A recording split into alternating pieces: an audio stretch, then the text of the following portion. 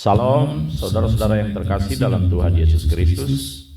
Tema kita hari ini, rahasia kematian dan kebangkitan Kristus. Tema ini kita angkat untuk sungguh-sungguh memahami dan mendalami konsep kematian dan kebangkitan Kristus yang sangat penting untuk dipahami oleh setiap orang Kristen. Kita akan mendasari tema ini berdasarkan kebenaran firman Tuhan yang terdapat dalam Roma 6 ayat 1 sampai dengan ayatnya yang ke-14. Sekali lagi, Roma 6 ayat 1 sampai ayatnya yang ke-14. Demikian bunyi firman Tuhan. Jika demikian, apakah yang hendak kita katakan? Bolehkah kita bertekun dalam dosa supaya semakin bertambah kasih karunia itu? Sekali-kali tidak. Bukankah kita telah mati bagi dosa? Bagaimanakah kita masih dapat hidup di dalamnya? Atau tidak tahukah kamu bahwa kita semua yang telah dibaptis dalam Kristus telah dibaptis dalam kematiannya? Dengan demikian kita telah dikuburkan bersama-sama dengan Dia oleh baptisan dalam kematian, supaya sama seperti Kristus telah dibangkitkan dari antara orang mati oleh kemuliaan Bapa, demikian juga kita akan hidup dalam hidup yang baru.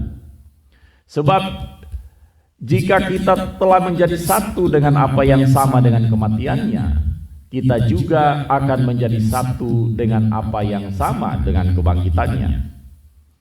Karena kita tahu bahwa manusia lama kita telah turut disalibkan, supaya tubuh dosa kita hilang kuasanya, agar jangan kita menghambakan diri lagi kepada dosa.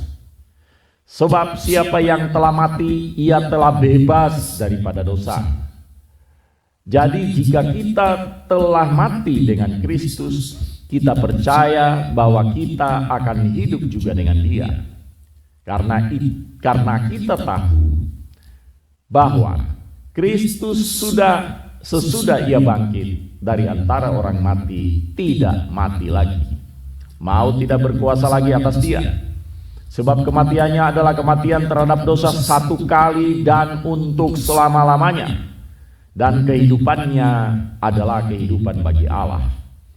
Demikianlah hendaknya kamu memandangnya, bahwa kamu telah mati bagi dosa, tetapi kamu hidup bagi Allah dalam Kristus Yesus.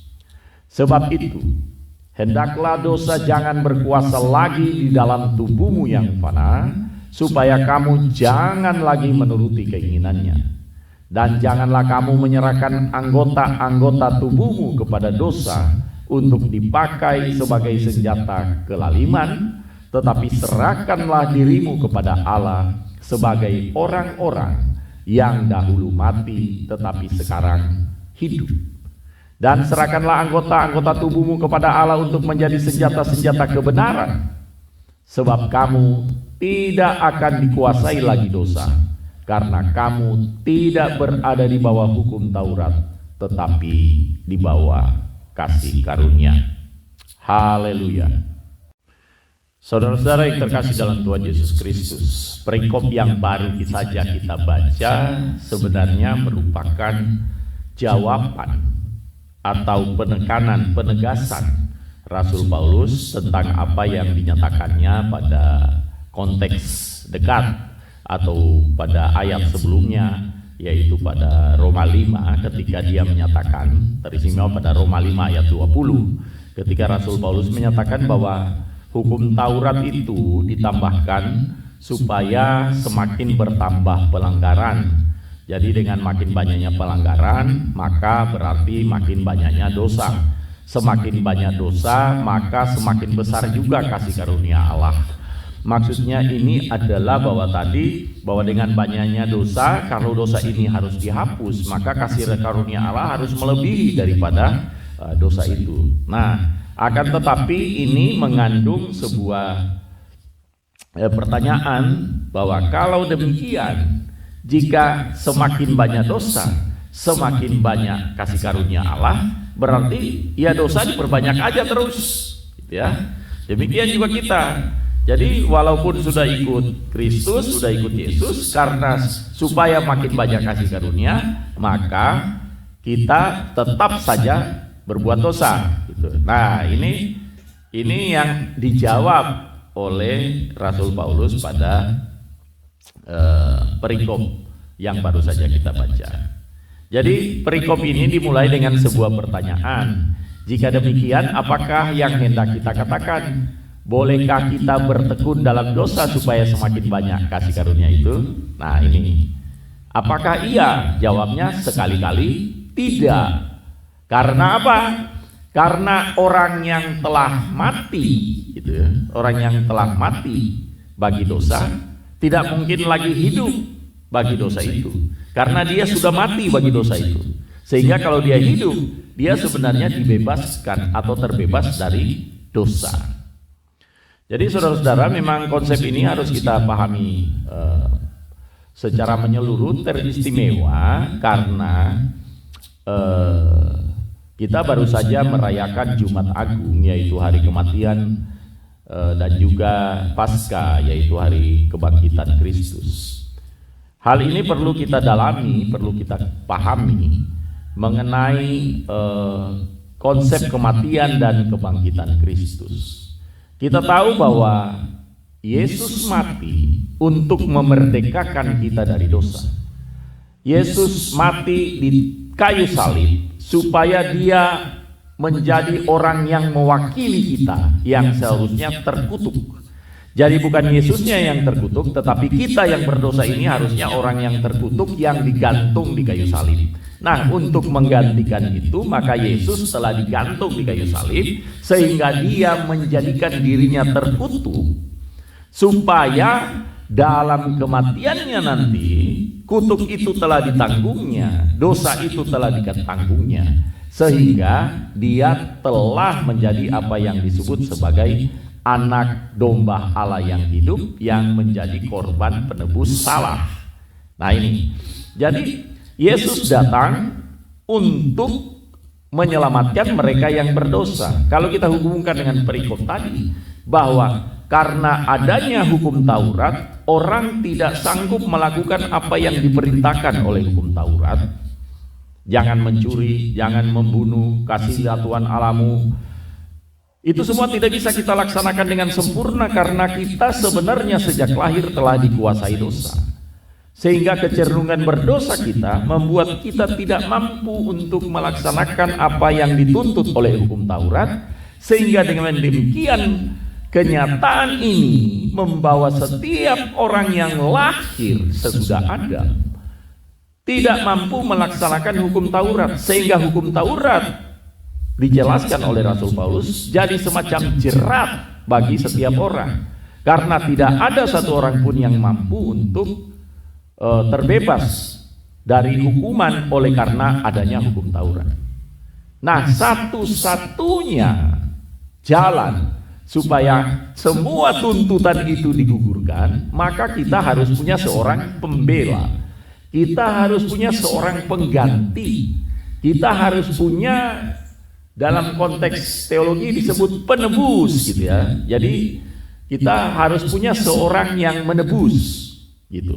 Sehingga dengan seseorang yang salah ketika ditebus, maka semua kesalahannya telah diampuni atau telah dibebaskan, sehingga kematian Kristus sesungguhnya telah membebaskan setiap orang daripada hukum Taurat. Itu yang sebenarnya dibawa oleh Rasul Paulus dalam tema di Roma 5 dan Roma 6 yang baru kita baca.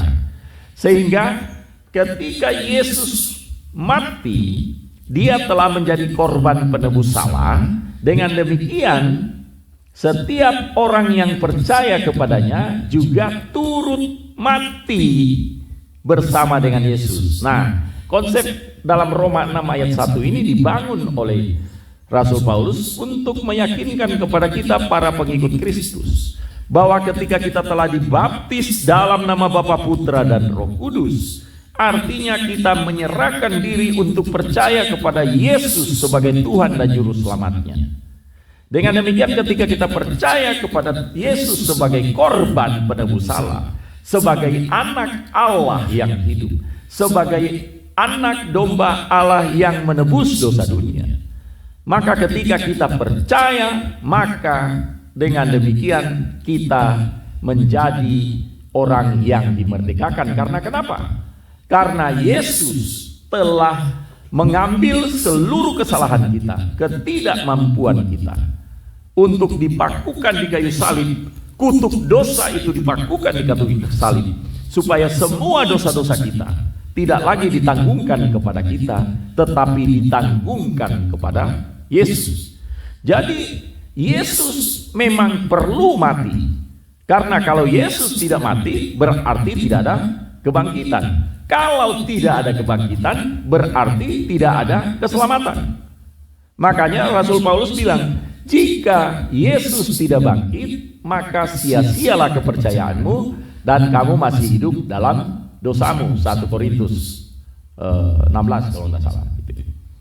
Jadi saudara-saudara yang terkasih, penting untuk memahami bahwa Yesus memang harus mati, karena kalau dia tidak mati, dia tidak bangkit.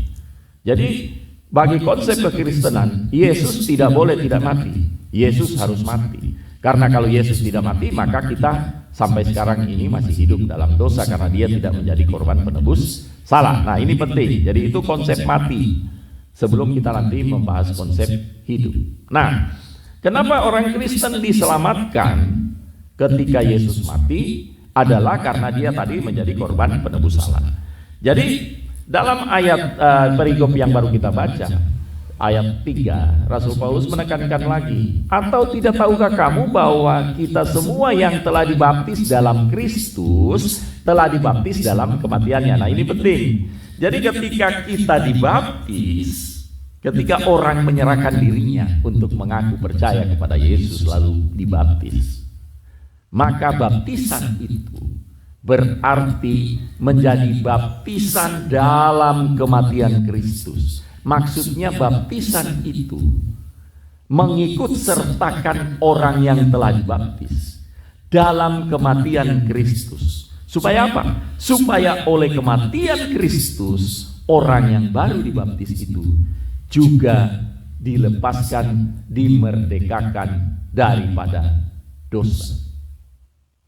Dengan demikian, Rasul Paulus berkata bahwa kita orang-orang yang sudah dibaptis juga turut dibaptis dalam kematiannya, turut mati dalam kematian Kristus. Makanya di ayat 2, masalah mati ini menjadi konsep penting bagi kehidupan yang baru. Maksudnya begini, untuk mengalami hidup yang baru, seseorang harus mati. Sehingga ketika orang itu mati, kan berarti kuasa dosa atas hidupnya sudah selesai. Karena dosa berkuasa atas hidup seseorang itu. Lalu ketika orang itu mati, maka dosa tidak berkuasa lagi. Tetapi dalam hal ini orang itu tidak perlu mati sungguhan. Kita pengikut Yesus tidak perlu mati, karena Yesuslah yang menanggungkan semua itu, sehingga kita dibebaskan daripada dosa. Jadi saudara-saudara yang terkasih dalam Tuhan Yesus Kristus, Yesus memang harus mati. Yesus wajib mati, karena memang itu tujuan dia datang, yaitu untuk mati. Tetapi bukan mati saja, tetapi mati kemudian bangkit. Itulah sebabnya dalam ayat 4 Roma 6 ini kita ditegaskan kembali bahwa dengan demikian kita telah dikuburkan bersama-sama dengan dia oleh baptisan dalam kematian, supaya sama seperti Kristus telah dibangkitkan dari antara orang mati oleh kemuliaan Bapa, demikian juga kita akan hidup dalam hidup yang baru.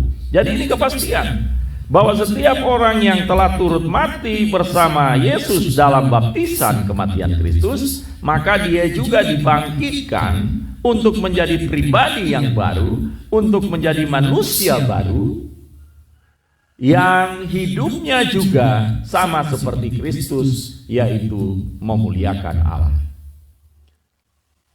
Makanya pesan Rasul Paulus kemudian pada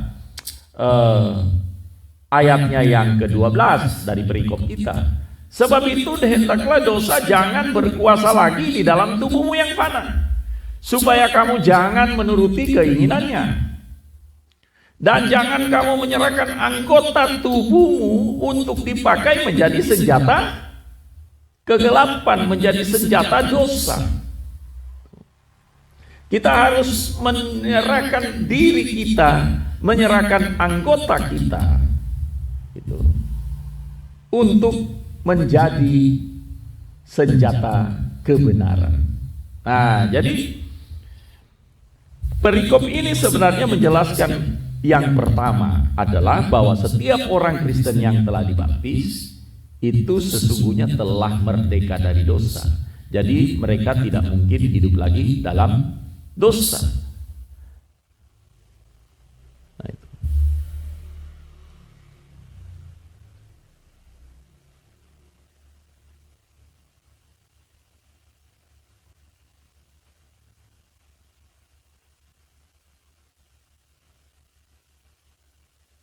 Sebab kamu tidak akan dikuasa lagi oleh dosa, karena kamu tidak berada di bawah hukum Taurat, tetapi di bawah kasih karunia.